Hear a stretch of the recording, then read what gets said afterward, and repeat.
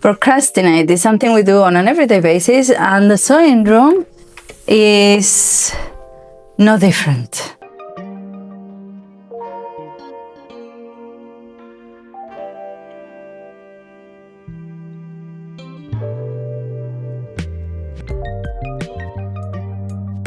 Nowadays we're all very busy, we tend to leave things for another day because there's always something more urgent to do at home, and sewing or any hobby is always left to the last thing we can do because we need time, we need patience, and we procrastinate on doing it. So today I'm bringing you 7 tips so you don't procrastinate, or so your time when sewing is the more efficient as possible. And if you're new around here and you like sewing and talking about sewing, consider subscribing. My name is Irene and I upload twice a week, or at least I try. And you can also follow me on Instagram.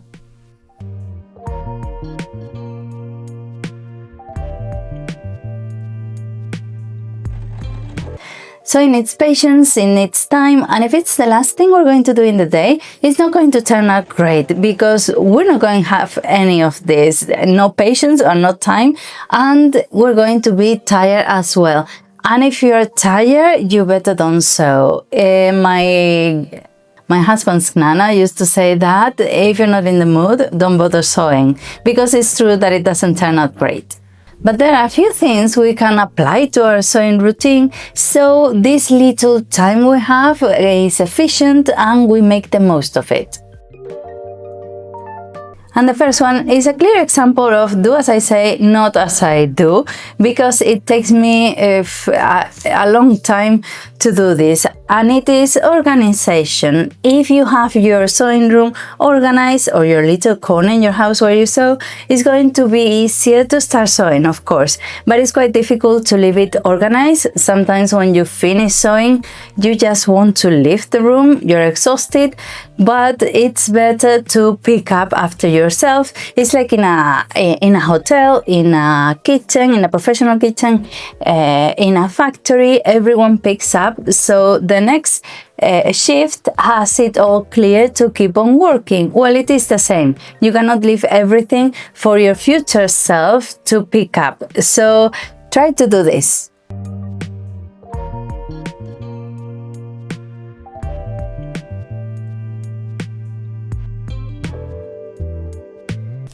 The other thing that always stops us from sewing is fear.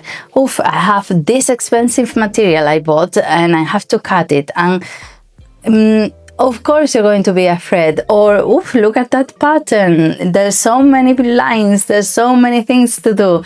So it's normal, but you just have to go on with it. I mean, for example, if you think about it, when you see these programs, if you try to move a lorry, it's impossible at first, but once the lorry starts rolling, you can push it and it'll go on. So this is the same. The first push is the worst. The first time you cut something, it's the worst feeling ever, but then you start realizing that is not as bad.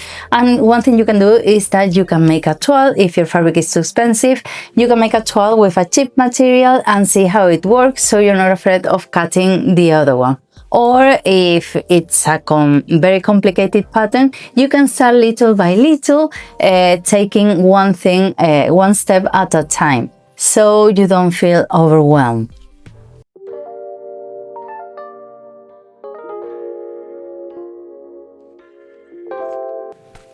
Another important thing is to know what you have and what you need. The other day it happened to me that I was looking for an elastic band for ages, for more than half an hour, and that delayed my project a lot.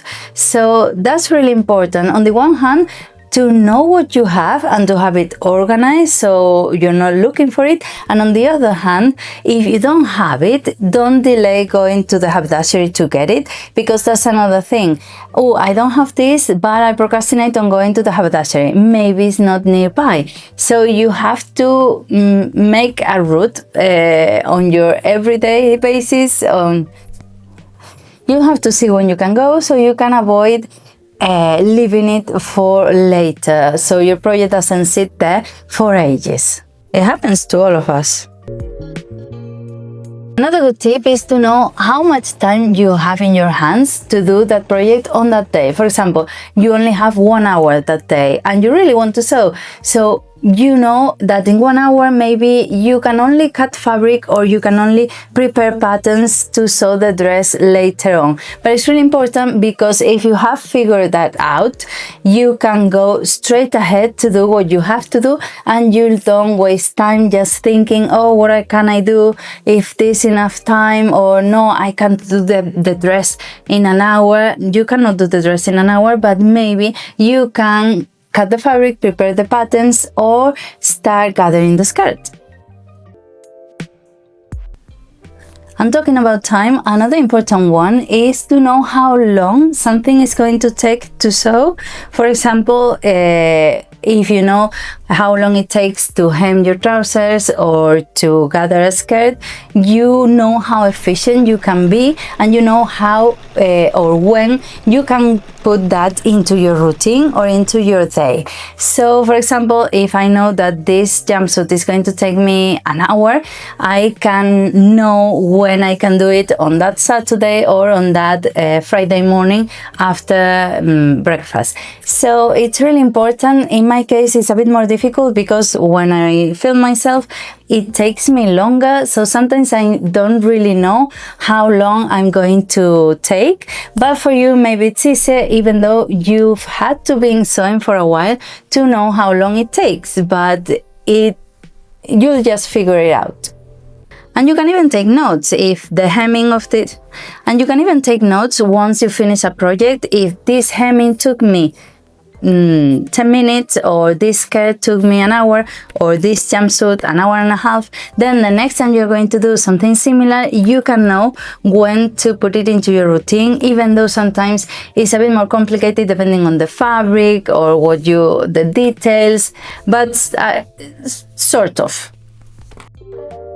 And the same as I was saying before about how much time you have to do something, you can divide the project in different phases, so you know what you do in one phase. For example, if you're working with pattern magazines, you can at first just trace the pattern, then you can the next day cut the fabric, then another day prepare the patterns, so that way you know what you're going to do and you do that and that's it. You don't get stressed out about doing a lot of stuff.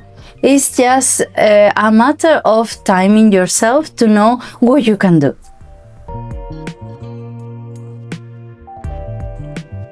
And the last one is to, of course, enjoy yourself. Enjoy your sewing and don't get stressed out about it. If you're going to be more stressed when you leave the sewing room than when you come in, it's not worth it. You need to enjoy it. Enjoy your mistakes because you learn from them, and enjoy the process. Don't leave it for another day. Try to stick it in your routine to see how well you can do.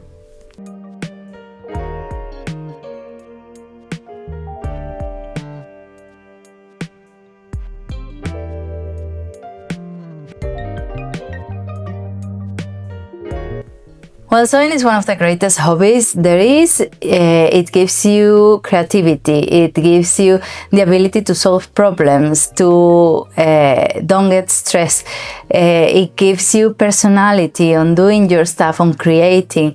So try not to procrastinate on your hobby, even though it's difficult. It happens to me. I get headaches. I get period cramps. I am tired. I have 2 children. There's always something to do around the house, so I also procrastinate on my sewing, but then I regret it once I come here because it makes me really happy, and it will to you as well. So go on sewing and let me know what you think, and I'll see you around. Bye.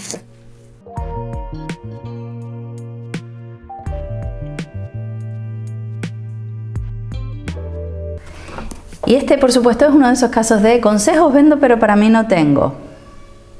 Ay, qué mona, bye, dice.